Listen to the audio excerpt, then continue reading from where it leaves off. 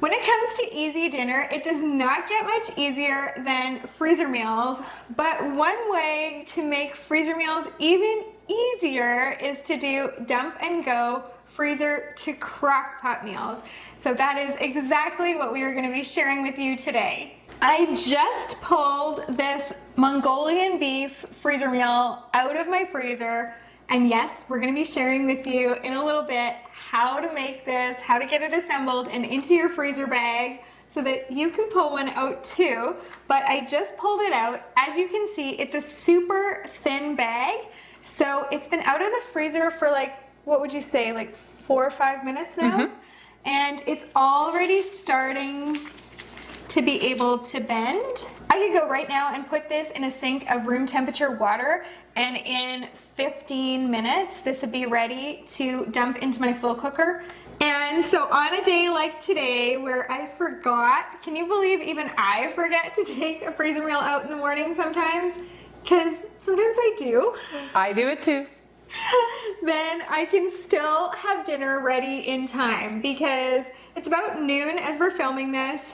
I can get this thawed in like 10, 12, 15 minutes. It'll be ready to dump it into the slow cooker here and then turn that on, and by dinner time we're gonna have our meal all ready to go. That's what I love about the thin bags. Oh, the thin bags are a total lifesaver. Some of them are thick bags, and they're a lifesaver in a different way because that's like a complete meal often, which is another really great thing about freezer meals. Totally. With the Mongolian beef, there is shredded carrots in the recipe, which we will get to, but you can serve this with rice. You can serve this. Do you remember the Mongolian restaurant where you could go in and pick all of the different toppings? Yeah, and then you would weigh it. And then you would pay based on what it weighed. And you could totally do that with all the toppings and then add your rice. You don't have to weigh it. You don't have to pay an extra fee but your meat is already done. And I'm telling you, this is so delicious. You could put just some steamed broccoli on the side of this if you wanted to make it a complete meal. But however you decide to serve this, actually my kids have rolled this up in flour tortillas before. My kids will roll anything up in flour tortillas, quite honestly. We've established that, right? But okay, we're gonna start sharing with you how we came from nothing to having a freezer full of meals that we can just go and grab whatever we need for the day out of. So when it comes to freezer cooking, it's easiest if you work with one protein at a time. It's also a lot faster if you make more than one of each of the meals. When we get together and make our meals, we usually make 4 of each unless it's a brand new recipe, and then we only make 2. Or unless we are like super confident it's going to be amazing. Yes. We test these out for you so that you don't have to go through the testing process. Like, you understand the hit we're taking here. It's never a hit. It's always... Oh no, there have been some fails. Okay, there's been some fails. But mostly it's just nice to try something new. Do you get in cooking ruts? I get in cooking ruts. And this has broken me out of my cooking rut. And we're forced, because we're always on the lookout for new recipes for you, we are forced to never be in a cooking rut. Yeah. But when we make 2 at a time, it's so that Christy's family can have one, I can have one, we can try them, and then we can text back and forth and be like, what did you think? What did you think? This was too salty, or... What did you serve it with? Yeah, not enough garlic. It's really good, and we have a good relationship that we can do that. The best times are when it's amazing and it's like, have you had this yet? You have to have it now. Did you have it yet? Did you have it yet? Because it's fire. I know, my little fire emoji. It's fire. Yeah, I've sent a few over the years. Yeah, those street chicken tacos, man, I will never get they're gonna show up. They're not showing up today because they're not a slow cooker meal, but they are gonna show up in our year's best. In our year's best compilation video, for sure. Oh yeah, and in our last, once a month we do a live cooking class with our Freezer Meals 101 Club members. And in our last one, we made the street chicken tacos with everybody because the recipe wasn't yet in the club. It is now. But we wanted to give them like a sneak peek and an extra thank you. If you're going to be in the club, there's got to be some benefits, right? Some perks of being in the club. Okay, anyway, we have gotten off track. Already? Oh, we're like 2 minutes in and we're already woo. But anyway, so you want to work with like proteins at a time, and then to get even bigger bang for your buck, you want to double or quadruple each of those meals, because it's almost just as fast to throw the things in 2 bags as it is to throw in 1 bag, and even to prep the things to throw into the bag, it's almost just as fast. I say it all the time. If you're going to chop 1 onion for 1 recipe, chop 4 onions and make 4 recipes. Or you can probably only need half an onion. You can make 8 recipes. Do you know what I'm saying? But you're only getting your cutting board dirty once. You're only having to wash that knife 1 time. Whereas if you made those 8 recipes individually, you would have to do it 8 times. So we are saving you time just by even clicking on this video. Totally. So the first meals we're gonna do are with beef, because again, we're working with 1 protein at a time. This first one is our beef barbacoa, and it's another like very, very, very new recipe. Yes. And it was an experiment, but is no longer. We perfected this thing. It's so good. I'm gonna tell you a little bit more about it, but first I wanna dive into the recipe. So into your large freezer bag, we're gonna add some chuck roast that is cut into 3-inch chunks, or you could use beef stew meat if you would rather.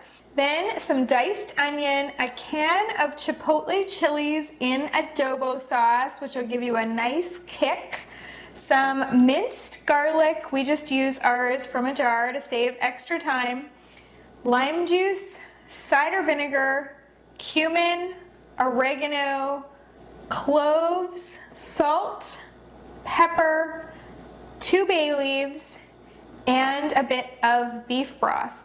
We're gonna squish that together in our bag to combine it. We're gonna get out as much air as we can so that we don't end up with freezer burn, and we're gonna seal it and freeze it.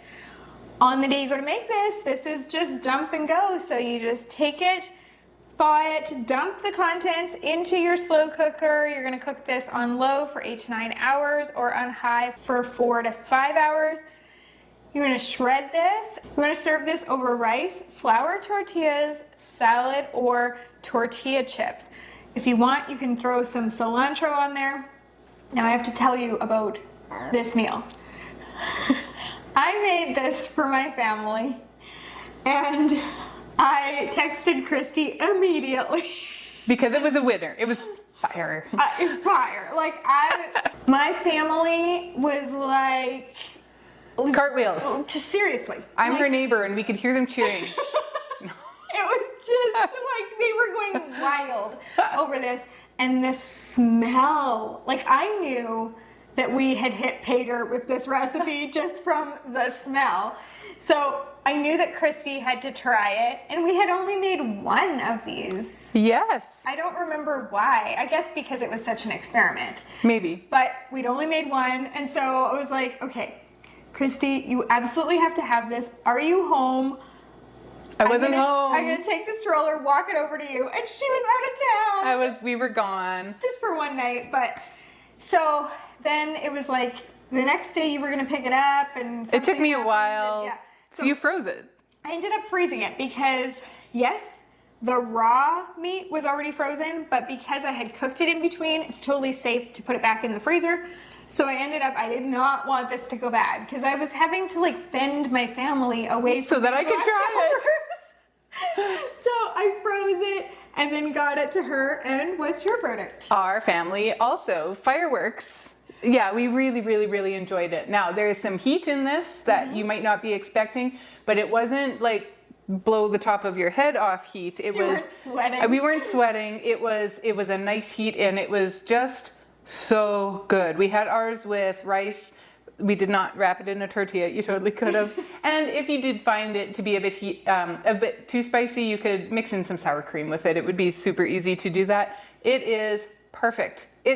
And it's still like you shred it, right? So it's in the chunks, but then it's shredded, but there's still some chunky bits, so it's like hearty and like the men like it, and it's good. It is just wildly good. Yes, agreed. Yes, and unlike other things that we've had, like it is unique. The cloves. I really think the ground cloves make a difference, don't you? Like, because And there's the smell, like I know. Yeah. So you have to try this one. This is a winner. Absolutely. And so while we are on a beef kick, we are going to continue on with barbecue beef on a bun. Again, another winner. You have probably had beef on a bun at some point in your life. It's great to have for large gatherings because, I mean, you're making roasts and you're making awesome sauce with it, and then you're shredding it up and you're getting it onto buns. You can just feed an army with this meal, and actually you can with the beef barbacoa too, because it was sizable. And this one, again, super easy to throw together. You're going to take your roast, throw it into a large freezer bag. You're going to add in minced onion, minced garlic. We just like to use it from a jar, a bit of beef broth, some ketchup, brown sugar, paprika, salt, pepper, some liquid smoke, some dry mustard powder, some cider vinegar, Worcestershire sauce, and molasses. And mix those around really nicely in the bag, get that excess air out, seal it up and freeze it. When you go to cook it, like I said, you're gonna wanna thaw it, get it into your slow cooker, 8 to 10 hours on low, because you need this sucker soft so that you can shred it, and then you can serve it on your buns. I like to make mine with a horseradish mayo. Charlotte got inventive one time because she didn't have any horseradish, I wasn't home, she didn't wanna walk into my house. Borrow things back and forth. Of course. But I don't know Christy's kitchen as well as she knows my kitchen. We don't film in my kitchen. No. And so I didn't know where her horseradish was. I knew she would be fine with me going over and helping myself do absolutely. Wasn't concerned about that, but he didn't want to bother her. I knew she was busy and you know. That's okay. So I had to make a Cajun mayo. And I think that sounds lovely too. And sometimes you just wing these things, right? Mm-hmm. So if you're gonna make horseradish mayo, I will tell you, you start out with maybe a cup of mayonnaise. You add in a tablespoon or 2 of horseradish. Some horseradish is spicier than others, so you decide how much horseradish goes in, but I'd say 2 tablespoons. Let's start there. And then a little squeeze of lemon juice, some salt and pepper. Let it stir and let it marinate, and that is gonna be so nice to spread onto your buns. We have arrived. Okay, we've just arrived at the Mongolian beef recipe. So this is the one I was showing you earlier that makes the really nice thin bag, and it's really popular. We've been making this one for years and years. So into your large freezer bag, you're just gonna add some beef stir-fry strips, some ginger. We like to use our ginger from a squeezy tube because it's nice and fresh but super easy. Then some minced garlic from a jar, soy sauce, water, brown sugar, matchstick carrots, and you can buy them that way if you want to save even more time, and some sliced green onions. You're going to squish all that together in your bag, take out your air, seal it, and freeze it. When you go to make this, you can make it in the skillet or you can make it in your slow cooker. And of course today we're doing dump and go slow cooker meals, so we are going to do this one up in the slow cooker, and then you want to serve this one on rice, and if you want you can add a side of veggies or stir fry some veggies, but if you don't have time, those carrots and green onions can count as your veggies. Totally. We're not judgy here. This slow cooker pepper steak is delicious. It isn't super steaky because we've cut it into beef strips, but it still goes into the slow cooker nice and easy. It all goes into the bag so easy, and the sauce and the flavoring is wonderful. So you definitely need to try this one. So into our large freezer bag, we're going to add our beef strips. We're going to add in diced onion, minced garlic, diced green pepper and red pepper. We're going to add half a can of diced tomatoes, some Italian seasoning, some beef bouillon, some Worcestershire sauce, some steak sauce, and some steak seasoning like Montreal steak spice or whatever you like to use for steak seasoning. You're going to mix that all around in your bag, make sure all those beef strips get coated. If you can't find beef strips at the grocery store, you can cut your own. I recently made a beef strip recipe with a very cheap cut of steak, and it was like a marinating steak. It was something like, it was the cheapest steak I could find. I made sure that I cut it against the grain so that each piece of the beef strip would be able to pull apart easily, which means it's going to be more tender when you go to cook it and eat it. So if you don't understand what I mean, look up what it means to be cutting your beef strips against the grain.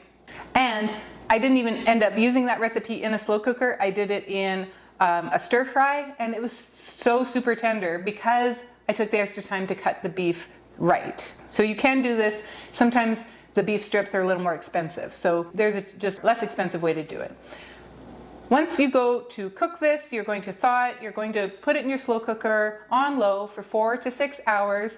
That sauce is going to be very saucy, so you want to make a cornstarch slurry. So you're going to take a small amount of cold water, like up to a 1/4 cup. You're going to add in a tablespoon of cornstarch and mix it really, really well. Add it into your slow cooker and mix that around. Because I don't know if you know this, if you add cornstarch on its own into it, it will never dissolve if it's hot. It does it when it's cold. Isn't that a funny thing? So that's why you add it to the cold water. You mix it in nicely, leave it for another 10 or 15 minutes before you are going to serve it to allow that cornstarch to cook, and it'll allow the sauce to thicken. And then you have your pepper steak. This one could be served with rice. It could be served with any kind of pasta, but really where it would shine would be to spread it out on some mashed potatoes. And I think that's how we ate it when we had it the first time.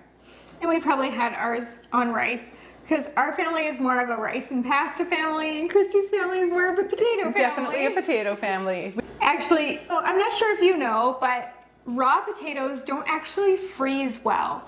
They have texture issues. They've got like moisture content issues. They go can turn mealy. black. Yeah, It's not a good situation. Now, sometimes it works, and some people tell us that for them it works.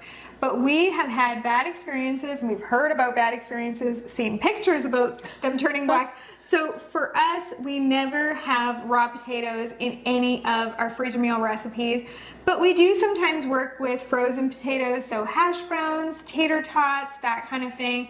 And we have a mashed potato recipe. Totally. Yeah. Cooked potatoes freeze great, so we have, a delicious garlic mashed potatoes recipe. FreezerMeals101.com, you can search for that there if you want.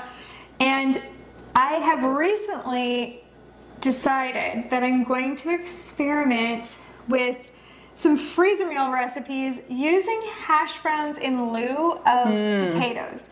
So I want to do a baked potato soup but with hash browns instead of actual potatoes, because then we're not going to have to prep, peel and the potatoes, and we can do it as a freezer meal, which is really the reason.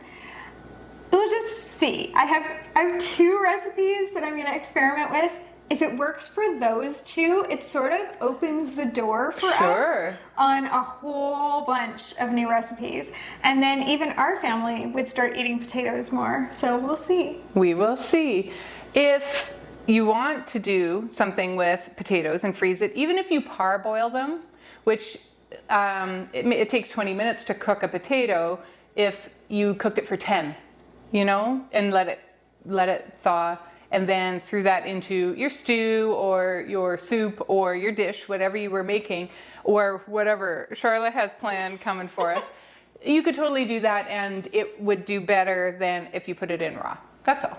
If you are curious about what freezes well and what doesn't, we'll put a link down below that will take you to a wonderful little cheat sheet that we have made up that will tell you this freezes well and this doesn't, and here's what you can use instead, or here's what we recommend, or how to get around that. And there are some things that surprisingly freeze really well. And I can pop a video right up there too. And it is pretty much me walking you through that cheat sheet. So it's of what works and what doesn't. However you learn best. If you're more of a visual learner, go look at that. Or no, if you're more of a, auditory learner, maybe go listen to that. Sometimes you need to see it happen. But what that will also do is allow you to make freezer meals on your own with your own recipes. That's what we recommend to people most of the time when they want to get started. We're like, well, what do you already like? Have a look at this sheet. If your recipe looks like, based on this information, that it will freeze well, then go ahead and give it a try. And we recommend people double their dinner, where you make one that you're going to eat that night, and then you've made a second one, because if you're chopping the onion, it just takes a second to chop a second onion, and everything can go into your second one, into your freezer. You already have dinner for another night down the road. Future you will be so happy that you went ahead and did this. Totally. And you already know you like that meal. Whereas to venture into trying our recipes, they're really good. They are. But you might not be quite ready for that yet because you still have to figure out, like, how do I feel about freezer meals? This is such a new concept to me. So if we can get you just to dip your toe in, just like try the waters, test them out, right? With recipes that you know and love already, then you're more likely to decide, hey, you know, I really like this feeling of not having to think about what to make for dinner every day. Oh gosh, that is like the number one reason that I even make freezer meals. It gets me out of my cooking rut, but it also frees my brain to think about other things. And that is like one area of our lives that we actually feel like we kind of have together. I am so thankful for that. I'm so thankful for so many reasons, but I think recently, Christy and I have, so for those of you that don't know, Christy and I are neighbors, besties. We get together once every 3 months and stock our freezers. Like, I will put a video up there of like 156 freezer meals that we made together a few mega sessions ago. We have not done a mega session in a while. We've skipped, like we usually do it once every 3 months, but it's been 4.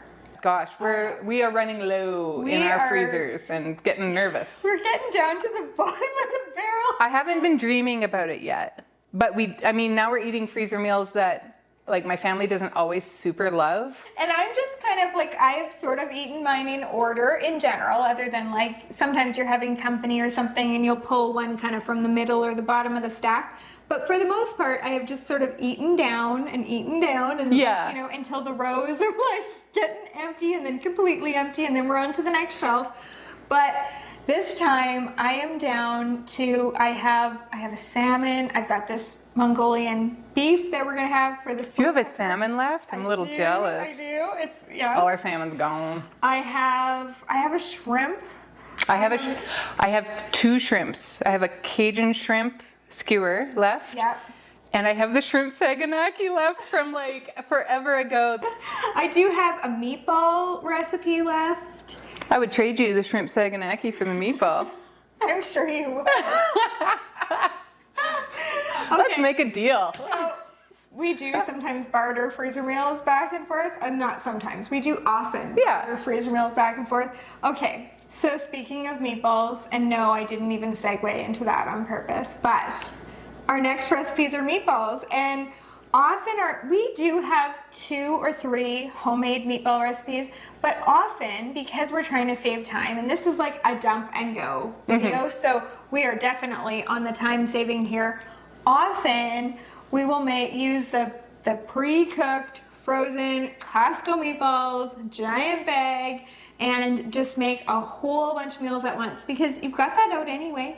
You might as well just fill 4 bags and just get them all done at the same time. So you've got your meatballs out. You're gonna add some into a few bags here. And then into one of the bags, you're going to add some honey, some Sriracha sauce, some ketchup, minced garlic, and sliced green onions. You're going to mix that all together in your bag. You're going to get out your air, seal it, freeze it. That's seriously it. This one's so easy to make. Now, this is our honey Sriracha meatballs. I think I forgot to mention that. I have to tell you kind of a funny story. So, Christy and I did a meatballs video. I will pop that up there. I'm popping a lot of videos up here. Are. And it was like, I think we did 11 different recipes that you can do with frozen meatballs. Oh, didn't we do like 17? Oh, that was sheet pan. Yes. Yes. We had a lot of meatball recipes. We've got even more meatball recipes coming down the pipe. But in that particular video, we had done the honey Sriracha meatballs. I had also made them in another video, but I had never done like an overhead video of them. It's nice to have the B-roll, right? I had to make a 3rd bag of the honey Sriracha meatballs so that I could get the overhead video of it. So we had eaten them. We actually served them, I think, at the birthday party for our 2-year-old, I think. Yes. Because, I mean, adults were eating them, not kids because they're a little spicy from the sriracha, but not overpoweringly so. Anyway, I had one left in my freezer, but I kind of forgot because I had just done this overhead of it, and so it was sort of just like a one-off. Because usually when I make meals, I make a lot at a time. And I also had all these other meatball recipes that we had done in that video with the 11. And so I needed to eat them so we could try them so that we could see if they're like worthy of going in our Freezer Meals 101 club, because only good recipes go in there. We were only sharing the best with you. So I had to vet them. So I took out what I thought was Mongolian beef meatballs. Okay. Not to be confused with the Mongolian beef that I told you about today. But I cooked them, and this time I didn't do them in the slow cooker actually. At the birthday party I did them in the slow cooker. Well, again, I thought these were totally different meatballs. But anyway, I just did them in a stovetop pot, served them over rice with a side vegetable. And my husband was like, I'm like, I really need to know if they're good. I don't eat beef, so he has to tell me, and the kids have to tell me, and Christy has to tell me for the beef ones. And he's like, they're amazing. Like I totally make this one again, but they're a little spicy, which surprises me for Mongolian beef. And then the kids, actually 2 of my sons, sort of fought over them because they wanted more, but I was like, my husband was at pickleball and I really wanted him to be able to try them. So I was like, no, like you guys have had seconds already. You do not get thirds because dad has to try these. So I had to like fend them off, right? So that's how much they love them. But their opinion also was like amazing, amazing. And I mean, obviously they wanted thirds. A little spicy. A little spicy. And so I'm like, what is with these meatballs? The next day, I go in my freezer to take out another freezer meal, and I wasn't obviously going to take out a meatball meal, but I just happened to notice the Mongolian meatballs. The Mongolian meatballs. So I realized that I had fed my family the honey sriracha meatballs again, and told them, but they're that good. Hey, they are good. I was at the birthday party for the 2-year-old, so we definitely enjoyed them. Is this the one that we had talked about whether to make it as a dinner or as an appetizer? Yes. And we came to the conclusion that it could be either. Yes. Isn't that nice? Because then you can throw a toothpick in it and you can have a fancy schmancy party with your honey sriracha meatballs with your toothpicks in them. Mm-hmm. I love that. And in that video, we did another new to us meatball recipe, which was our Salisbury steak meatballs. Yes, you've all heard of Salisbury steak. If you haven't, you need to go take a stroll down the freezer aisle at your grocery store and find the lean cuisines, because that is where you're going to find your Salisbury steak. It is a homey, wonderful, gravy-covered ground beef steak is what it is. So this is what it is. It's just in meatball form. So all of the hominess and the tastiness is there, and it's way better than lean cuisine because you are making this in your own kitchen with your own ingredients with a fraction of the sodium, and it's just so much. And a fraction of the cost. And a fraction of the cost. You're absolutely right. So into our large resealable freezer bag, we are going to add our frozen cooked meatballs. We're going to add some low sodium beef broth. We're going to add a packet of brown gravy mix and a packet of dry onion soup mix. We're going to add in a bit of ketchup, some Worcestershire sauce, and pepper. We're going to mix those around really good and then seal those up and freeze them. When you go to cook these, really for meatballs, honestly, you just need them thawed enough that you can get them into your slow cooker and then cook them on low for 5 to 6 hours. And then again, with that cornstarch slurry, you're going to make this into a gravy instead of just a watery sauce. You're going to do the cornstarch slurry, add it in, and cook for another 10 or 15 minutes. Allow that gravy to thicken up and for that cornstarch to cook, and then serve these over mashed potatoes. You could serve these, honestly, you could serve these in a toasted bun and make a meatball sandwich out of it. That would be good. These are the ones that at your house, your son had so many that your husband didn't get to take them to work, right? It was me. I didn't get any. Oh, that's right. I made these. My daughter wasn't home, and my husband and my son destroyed these. And my husband took some to work, And I don't know where I was. I was out in the evening and I'm like coming home looking forward to trying out these meatballs. Oh, I wasn't out. I was in the other living room. I was in the living room watching TV and I just wasn't hungry yet. And that's what happened. And my son came and finished them up. And my husband had gone to work already with his lunch for the night, which was leftovers. And I didn't get to try any. And I'm like, oh, did you even check to see if I had eaten? And it was just one of those, it was unusual that would happen. It was funny because I had like specifically said, go home and try these. Try these like right away because I want to know if they're good enough for the club. Yeah. And then we decided, like, just sort of, her son that demolished these is a bit of a picky eater. So we're like, if he likes them, then her husband, like, they're going to be good. We'll take their word for it. Yes, yes. And so my husband said, I'll save them for you and you can I'll save one for you and I'll bring it back. And then he didn't eat his lunch that night. He works at a plant and sometimes they bring in food for the crew. And so he didn't eat his lunch that night. So he took it again the second night because it was already there. And then he forgot and he just never brought it back. So I have still never eaten this sucker. So now that you are done with your beef, you can set aside your beef and you want to wipe down your counters because we want to avoid cross-contamination, and we're going to move on to another protein. We are going to make pork carnitas. We've got a few different pork carnita recipes. They're actually so good that we couldn't decide between them. So they all work. And this one, we call it version 1, but we're going to come up with a better name. We should come up with a better name. So into your large freezer bag, you're going to add your pork shoulder or butt, a boneless one, some diced onion, finely chopped jalapeno, and if you don't like things overly spicy, then you do want to take your seeds out as well, and some tomato paste, soy sauce, cumin, salt, chili powder, smoked paprika, pepper, a bit of brown sugar, olive oil, lime juice, orange juice, and 2 bay leaves. You're gonna get that all in your bag, squish it together to combine it, remove your air, seal it, and freeze it.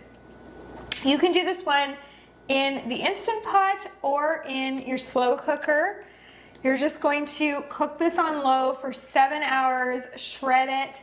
Then here is the trick to pork carnitas that go from like amazing to out of this world. Tell us. Okay, you take your shredded pork, you put it on a foil-lined tray, you drizzle the juices from the bottom of your slow cooker or Instant Pot, and you put it in your oven and broil it for 5 to 10 minutes. Oh. And so then you get like you get the texture. Yes, and the crisping up and the caramelization. Mm-hmm. You got me. You got me. That's And awesome. You eat the pork carnitas with all the fixings. So kind of similar to a taco. You want to have this one on a flour tortilla, though not a crisp tortilla. I mean, you do you and all, but yeah. You know, and then you're gonna have this. We served this, we've had this a few times, but we served this when my sister-in-law was visiting from out of town and she just couldn't stop talking. It was so good. So I made a Cajun mayo, just like some mayo, Cajun seasoning, lemon juice, salt and pepper. So just like that barbecue beef on a bun, horseradish mayo, same recipe, just subbing out Cajun seasoning for the horseradish. I learned that trick from Christy. Surprise, surprise. I learned it from my brother-in-law, my husband's brother-in-law, who has kitchen training, and he told me how to do it with garlic mayo. And I'm like, oh, that makes so much sense. So I have since done it with the horseradish, and now we can do it with the Cajun seasoning. And then we did fresh cilantro, we did purple onion. I think we might have done some sliced radishes. Mm-hmm. It'd be good with cabbage, We did shredded cabbage. Yeah, and then Christy got to have the leftovers the next day because we Yes, were filming, yes, I got to have it here. That's right. It is The really perks of the delicious. job, right? So for the first chicken recipe that we have, this is chili glazed chicken. which sounds like it's going to be spicy, but I promise you it's not. And it is one of my favorite chicken recipes that we have because this is so wonderful on the barbecue. It's great to do on the grill.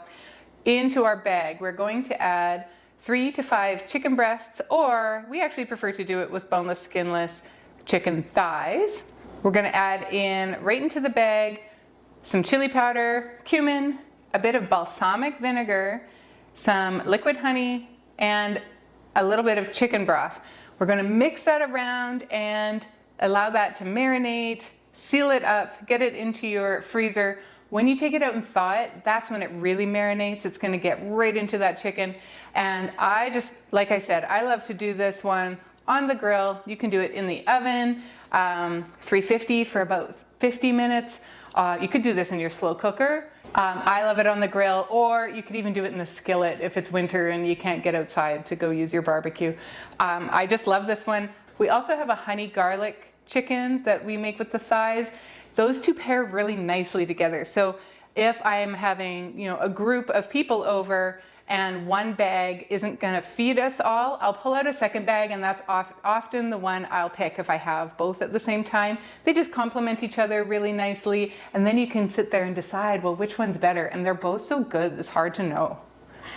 I have sometimes done that where, like, when we do the 4 meals at a time and we each end up with 2 of them, then sometimes you haven't eaten that second bag yet. Yeah. And you can pull out 2, and I recently was able to do that with some honey mustard chicken burgers that we did.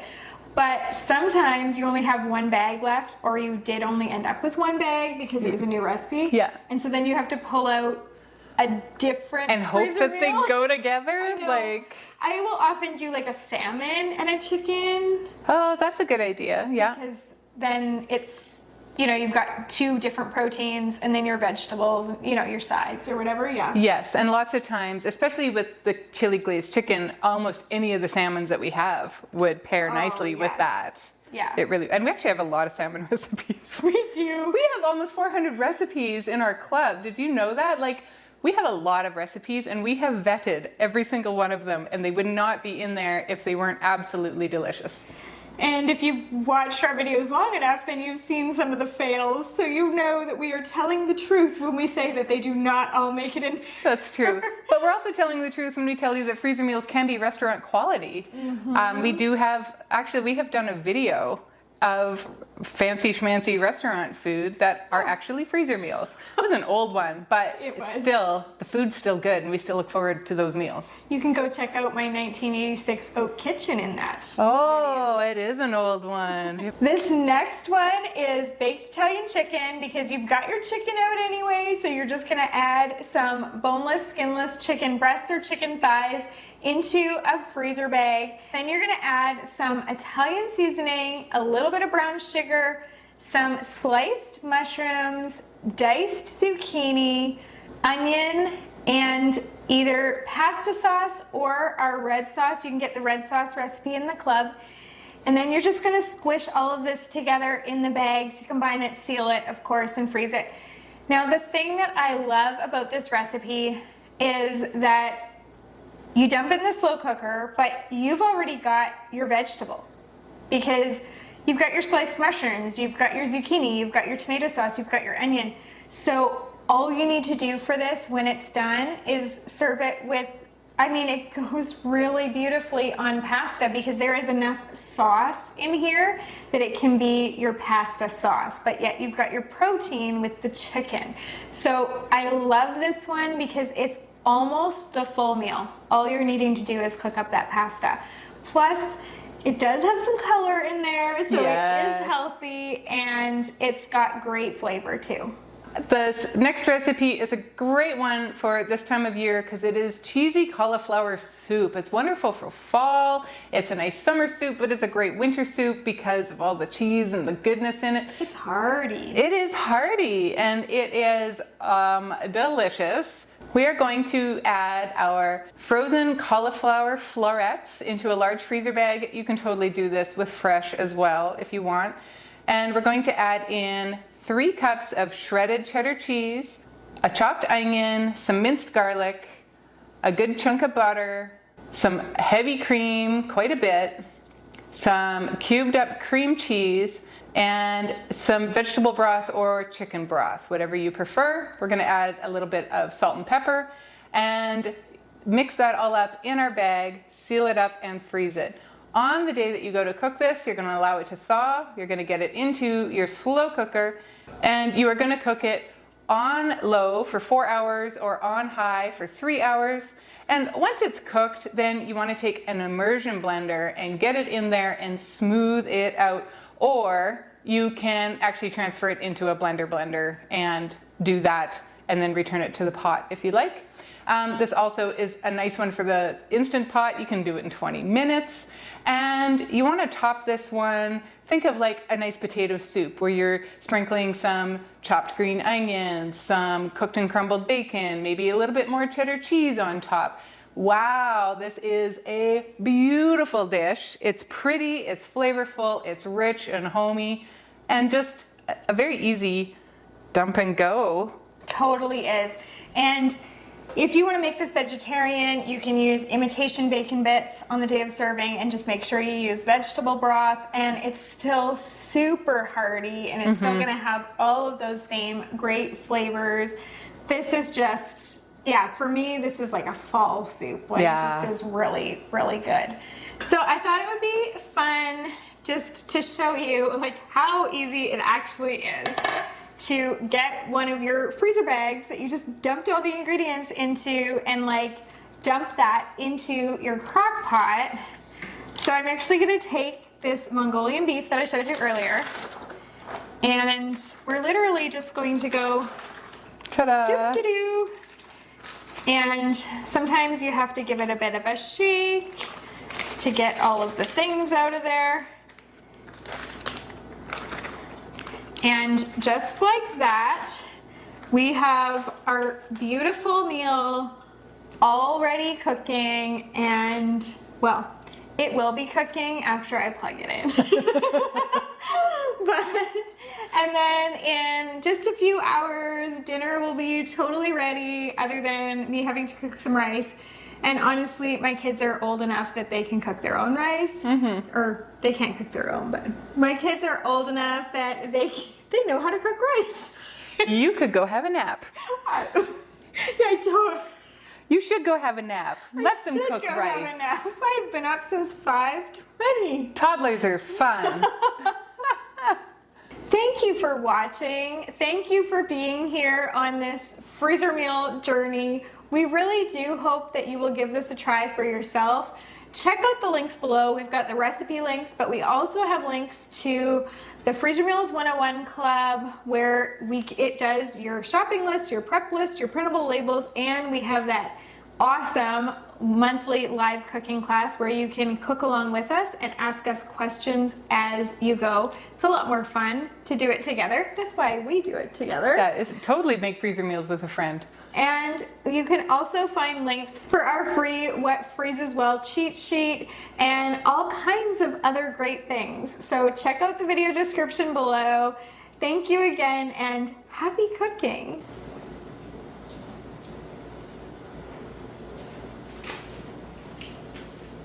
I don't know how to.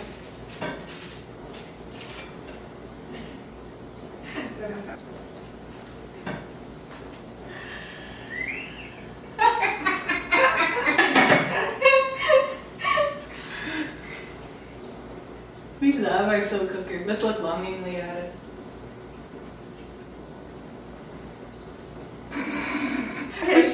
Let's do slow cooker love. Hang on.